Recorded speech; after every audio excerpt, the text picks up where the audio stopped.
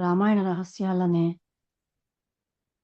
16వ భాగం నుంచి క్వశ్చన్ అడగచ్చా అండి? ఉమ్, దానిలో నిన్న దశరథ మహారాజు వారికి పాయస పాత్ర లభించింది కదండి.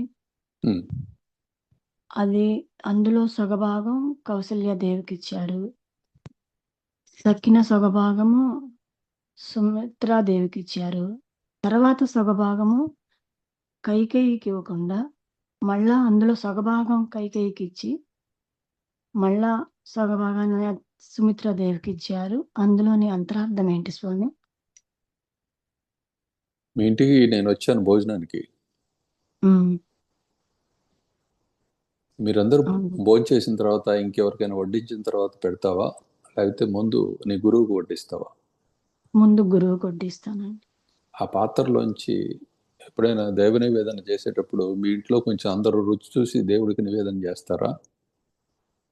పాత్ర ముందు పాత్ర నివేదన చేస్తారా?